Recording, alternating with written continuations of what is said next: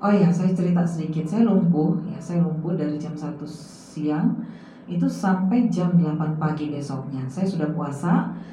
Bahkan ketika puasa itu saya udah pasrah. Saya bilang, Tuhan Yesus, kalau memang tugasku sudah selesai di bumi ini, kalau Engkau mau datang menjemput aku, it's okay, I'm ready, aku siap.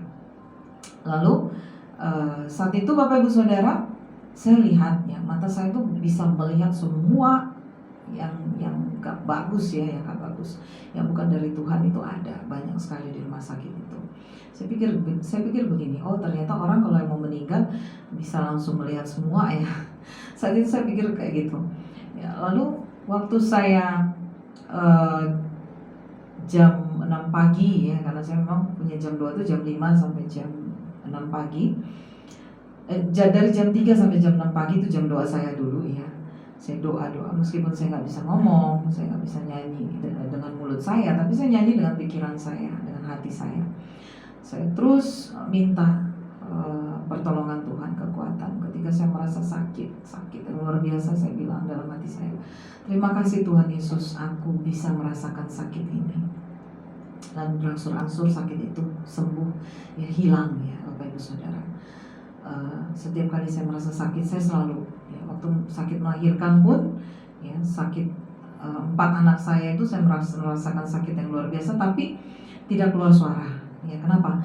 Karena saya selalu bersyukur, saya bilang terima kasih Tuhan untuk rasa sakit ini, dan benar sakitnya hilang. Nah Bapak Ibu Saudara, ketika saya divonis dokter ya, harus operasi, dan saya sudah puasa dari jam 10 malam, jam 5 pagi saya bilang begini, Tuhan Yesus, itu masih doa ya, masih doa. Tuhan Yesus, jika Engkau tidak mengambilku saat ini karena belum waktuku, tolong berikan aku kesembuhan supaya aku bisa melayani Engkau dengan lebih sungguh lagi. Saya buat komitmen ya, saya akan melayani Tuhan dengan lebih sungguh lagi.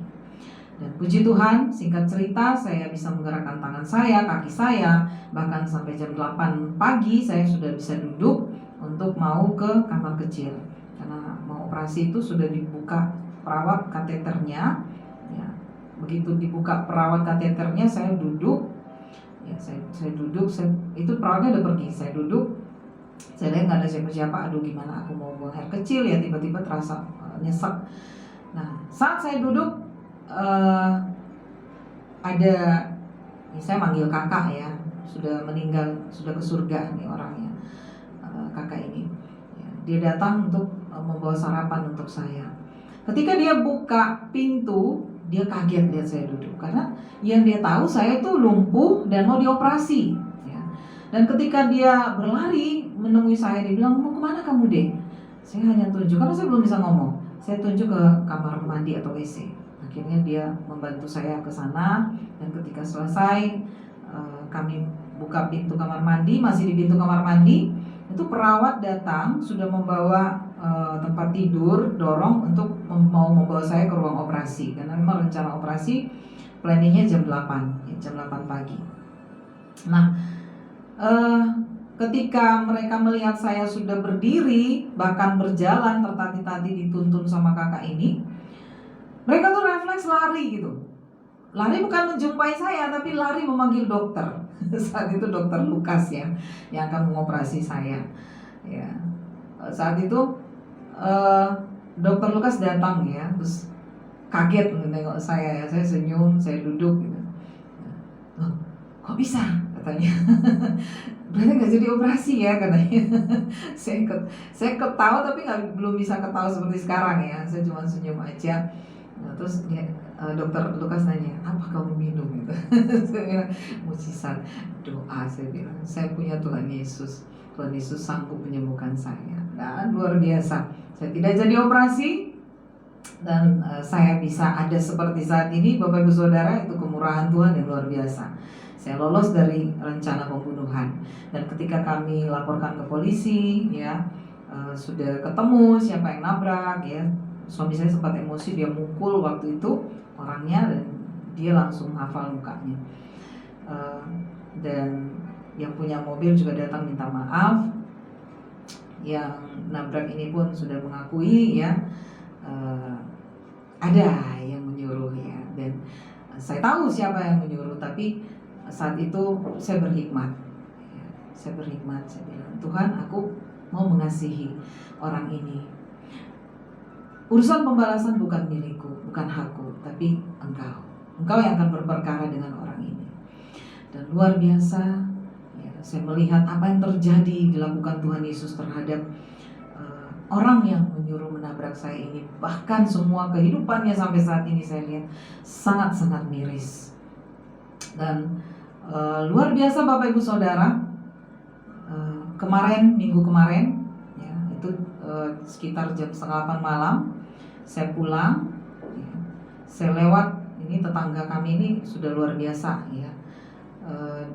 Saya nggak tahu gimana caranya supaya dia tuh bisa bertobat. Kenapa? Kami pernah membawa mereka ke polisi gara-gara jalan kami ditutup, jalan kami dirusak, tapi dia nggak kapok, ya. Bahkan ketika saya doakan dia untuk dapat berkat, malah hidupnya semakin susah, ya. Tapi tidak kapok juga, ya. Sudah dihantam oleh Tuhan, tidak menyerah, tidak kapok juga, tidak sadar-sadar, tidak bertobat, ya. Dan mereka taruh tuh ban itu di agak ke tengah, ya. Karena sudah malam, 7:30 malam, saya hanya fokus sebelah kanan karena kanan itu jurang. Saya tidak lihat kiri apakah ada ban atau tidak. Dan selama ini saya tidak pernah menabrak. Jam 12 malam pun saya pulang dari situ, saya tidak pernah menabrak apapun, ya. Saya tetap bisa jalan sampai selamat tiba di rumah ini. Dan ketika saat saya menabrak ban itu Bapak Ibu Saudara, saya tahu, ya, mobil itu oleng ke kanan. Tapi saya lihat ada cahaya putih dan saya tahu itu malaikat Serafim, malaikat Mikael, malaikat penerobos yang selalu setia mendampingi saya. Saya punya 3 malaikat yang setia Bapak Ibu Saudara, ya, dan saya sudah lihat mereka, ya, bagaimana mereka mengangkat mobil itu tidak jadi jatuh ke jurang dan saya bisa melewati meskipun akhirnya mobil saya penyok, ya, mobil saya penyok tergaris-garis. Tapi saya bersyukur hidup saya masih dipakai Tuhan sampai dengan detik ini. Apapun masalah, apapun bencana, apapun godaan dari iblis, ya, yang datangnya dari iblis, tapi nyawa saya adalah milik Tuhan Yesus. Itu saya aminkan Bapak Ibu Saudara. Nah, kenapa hal itu bisa terjadi? Ya, kenapa kok tetangga saya ini selalu begitu, selalu ingin mencelakai saya? Ya, dia sudah melakukan segala hal, ya. Saya tetap diberkati, hidup saya diberkati, dipakai Tuhan dengan luar biasa. Ya, anak-anak saya mereka lihat, ya, semuanya baik-baik saja, aman-aman saja. Sehingga mungkin mereka mengambil keputusan untuk mau mencobai untuk mengambil nyawa saya gitu. Nah, Bapak Ibu Saudara, ketika saat itu saya emosi, ya, saya bilang, Tuhan, aku mau lapor dia ke polisi. Tapi Tuhan bicara, anakku, kasihi dia, kasihmu masih ada. Saat itu Bapak Ibu Saudara, saya masih agak berkeras hati, ya. Saya desak suami saya, percuma kamu pengacara kalau kamu nggak bisa mengurus ini, saya bilang gitu. Lalu dia berhikmat, ya. Tuhan bilang begini ke dia, ke suami saya. Terus suami saya ngomong sama saya, Mami, kalau kita laporkan ke polisi, mobil ini harus jadi barang bukti. Apa jalanmu ke tempat kerjamu di Lumut, ke sekolahmu di Lumut, pakai apa? Kamu masih trauma, ya. Saya memang masih trauma bawa sepeda motor jarak jauh. Kemarin saya coba sekali Bapak Ibu Saudara, dan puji Tuhan, ya, saya bisa selamat. Tapi itu sudah membangkitkan kembali trauma saya. Dan saat itu ketika suami saya bilang begitu, saya berpikir, ya juga, ya, oke lah, saya coba berhikmat juga, ya. Saya mau kembali mengasihi dia, kembali mengasihi keluarga ini. Dan puji Tuhan, ketika saya lewat di rumah itu, saya tidak merasa dendam, merasa sakit hati, merasa apa gitu, ya. Tapi saya tahu Tuhan pasti akan menunjukkan kepada saya apa yang akan dia buat kali ini. Saya tidak lagi menuntut. Kemarin saya menuntut, Tuhan aku mau lihat hari ini, harus hari ini ya. Tapi Tuhan bilang, anakku, kalau kau sudah serahkan padaku, biarkan aku yang bekerja. Dan pada saat itu saya bilang, aduh ampun aku Tuhan, ampuni aku. Ya aku terlalu egois ya. Aku memang anak yang nakal, aku memang anak yang egois. Aku tidak pernah mendengarkan suaramu jika aku lagi emosi, lagi marah. Aku bukan celah. Nah, Bapak Ibu Saudara yang terkasih dalam Tuhan Yesus Kristus, kita bertanya-tanya, kenapa kok tetangga saya seperti ini? Ternyata jawabannya ada dalam Matius 24 ayat 12. Mari kita baca bersama-sama dalam Matius 24 ayat 12. Demikian firman Tuhan. Dan karena makin bertambahnya kedurhakaan, maka kasih kebanyakan orang akan menjadi dingin. Nah ini contoh ya. Contoh ini tetangga saya, tidak ada lagi kasih di hatinya. Kenapa? Kalau dia mengasihi saya, kalau mereka mengasihi, ya nggak usah saya lah. Kalau mereka memang sangat benci ya, nengok muka saya ini seperti menengok, bagi mereka menengok sesuatu yang sangat-sangat tidak disukai, yang paling tidak suka mereka lihat. Oke lah, saya nggak usah dikasihi mereka. Paling tidak mereka bisa mengasihi tetangga-tetangga di sekitar sini. Ya. Tapi apa yang terjadi, Bapak Ibu Saudara? Karena kedurhakaan. Durhaka itu, Bapak Ibu Saudara, untuk Tuhan ya. Meskipun engkau rajin ke gereja, meskipun engkau rajin membaca Alkitab sampai sudah di luar kepala, satu kitab itu ya, Perjanjian Lama, Perjanjian Baru sudah kau hafal di sini. Tapi kalau kau masih ada rasa tidak suka terhadap sesamamu, maka itu namanya durhaka. Ini tetangga saya ini durhaka. Kenapa? Saya lihat mereka rajin ke gereja. Mungkin juga rajin itu baca Alkitab ya. Atau mungkin sudah dihafal Alkitab di luar kepala. Tapi karena mereka benci nengok saya, ya, melihat saya, setiap ada sesuatu yang kami bangun di sini atau apa itu selalu mereka tuh cerita kemana-mana gitu. Wah itu parutang busuk itu banyak sekali hutangnya gitu. Itu buat apa naik mobil tapi mobilnya kredit gitu. Mending kami nggak punya apa-apa tapi kami nggak punya hutang. Nah Bapak Ibu Saudara, ketika ada yang menceritakan seperti itu kepada saya hanya senyum ya, saya bilang nggak apa-apa, kalau memang saya punya hutang ya saya akan bayar ya, Tuhan Yesus tidak akan membiarkan saya berlama-lama dengan hutang saya. Saya tidak menjelekkan mereka kemana-mana ya. Saya cukup sabar selama 6 tahun. Saya hanya mendoakan mereka. Saya tekuk lutut setiap pagi. Saya doakan mereka, bukan hanya mendoakan bangsa dan negara. Saya mendoakan mereka supaya mereka bertobat. Dan apa yang mereka lakukan itu adalah kedurhakaan di mata Tuhan ya. Sehingga mereka termasuk kebanyakan orang yang kasihnya menjadi dingin. Bapak Ibu Saudara, di akhir zaman atau di penghujung zaman ini kita lihat banyak sekali kejadian-kejadian yang terjadi ya. Kalau di Indonesia mungkin semakin hari semakin ditekan ya, karena memang semakin hari semakin banyak orang-orang yang datang kepada Tuhan berdoa membawa bangsa Indonesia ya, puji Tuhan, terima kasih. Terima kasih yang sudah bergabung dengan kami di Doa Pagi AOC Media Bandung dari YouTube. Terima kasih yang sudah saya lihat setiap hari, setiap pagi itu saya selalu cek and recheck ya, bertambah nggak ya, ternyata bertambah. Dan puji Tuhan. Bapak Ibu Saudara, ini termasuk uji coba pembunuhan yang kedua kali untuk saya dan kali ini dilakukan oleh tetangga saya. Tapi saya tidak menuntut mereka ke polisi ya. Saya punya kasih.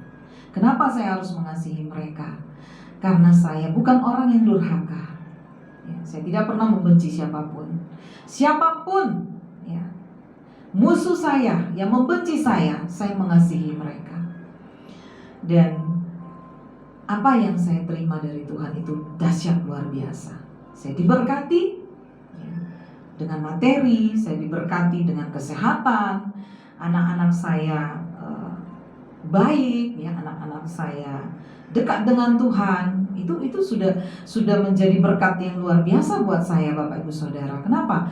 Karena untuk apa kita punya banyak uang, tapi anak-anak kita menjadi rusak, menjadi jauh dari Tuhan. Ya. Saya terus pantau keempat anak saya dimanapun mereka berada. Saya terus ingatkan mereka untuk selalu berdoa, selalu mengucap syukur, dan selalu berserah kepada Tuhan, bergantung sepenuhnya kepada Tuhan. Dan Bapak Ibu Saudara, kenapa saya seperti itu? Tuhan izinkan saya bersaksi pagi hari ini. Matius 5 ayat 44, ini jawaban kenapa saya bisa seperti sekarang, kenapa saya bisa mengasihi tetangga saya, bahkan orang yang sudah pernah berencana membunuh saya. Matius 5 ayat 44 saya akan bacakan bagi Bapak Ibu Saudara. Demikian firman Tuhan. Tetapi aku berkata kepadamu, kasihilah musuhmu dan berdoalah bagi mereka yang menganiaya kamu. Ini yang saya terapkan Bapak Ibu Saudara. Saya terus mengasihi musuh-musuh saya. Saya terus mendoakan mereka, bahkan yang menganiaya. Itu termasuk penganiayaan Bapak Ibu Saudara. Ya. Saya sempat sampai lumpuh. Saya 10 hari di rumah sakit. Ya, dan puji Tuhan, uji coba pembunuhan kemarin itu saya tidak apa-apa. Hanya mobil saya yang kena. Tapi itu tidak masalah. Mobil masih bisa jalan. Dan Bapak Ibu Saudara, kasihilah musuhmu. Terus berdoa, mendoakan mereka yang menganiaya engkau, karena engkau akan diberkati. Dan pembalasan bukan milik kita, bukan hak kita membalas, Bapak Ibu Saudara. Kita serahkan ke Tuhan Yesus dan biarkan Dia yang berperkara. Ada amin? Haleluya. Siapapun engkau, dimanapun engkau berada, ketika engkau mengenal siapa Yesus, menerima Dia dengan setulus hatimu, engkau buka dirimu, engkau serahkan hidupmu, Tuhan Yesus tinggal di dalammu, dan engkau tinggal di dalam Tuhan Yesus, maka engkau akan melihat kuasa Yesus, mujizat Yesus itu senantiasa menyertai engkau. Setiap hari saya penuh dengan mujizat, Bapak Ibu Saudara. Setiap langkah kaki saya selalu berlaksa-laksa malaikat mengiringi saya. Bahkan mobil saya, waktu saya mengemudi dari Sibolga ke Medan, itu malam hari, saya pakai lampu kecil, tapi dari jauh setiap mobil itu bikin lampu besar, tanda kode bahwa lampu saya terlalu terang. Ya. Tapi saya sempat heran waktu pertama-tama ya, kenapa ya mereka bilang lampu saya terang, padahal saya pakai lampu yang kecil gitu ya. Bukan lampu yang lampu panjang, lampu tembak. Nah, terus suatu saat ketika pulang, ada yang bilang begini ya, waktu itu kawan anak saya Angel, kok terang sekali tulang mobilnya gitu. Lampu kan biasanya terangnya tuh dari depan gitu, tapi ini di atas juga terang, kanan kiri terang gitu, ada cahaya yang sangat menyilaukan. Lalu saya tersenyum, saya bilang gini, oh iya, karena banyak malaikat yang menyertai mobil ini. Tapi terus saya tersadar gitu, oh iya ya, pantas saja setiap saya jalan malam mau dimanapun, itu mobil yang berpapasan dengan saya pasti silau. Padahal lampu sudah saya setel ke bengkel supaya diturunkan, jangan terlalu terang. Dan luar biasa Bapak Ibu Saudara, cahaya malaikat tetap menyertai saya kemanapun saya pergi ya. Bahkan ada yang bilang begini, Bu Cecil, kok muka Bu Cecil semakin hari semakin bercahaya ya.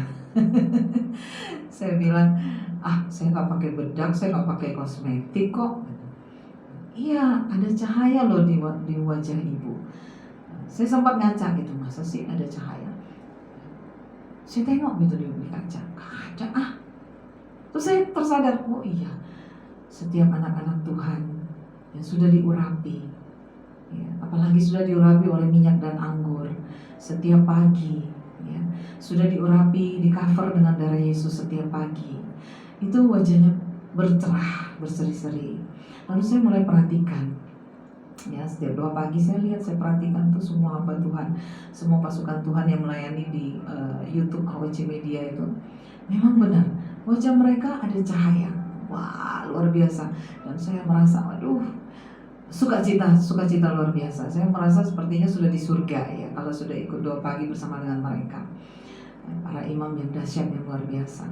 Dan saudara juga bisa mengalami itu. Saudara bisa mulai hari ini mendekatkan diri ke Tuhan. Kan itu pekerjaan kita Bapak Ibu Saudara.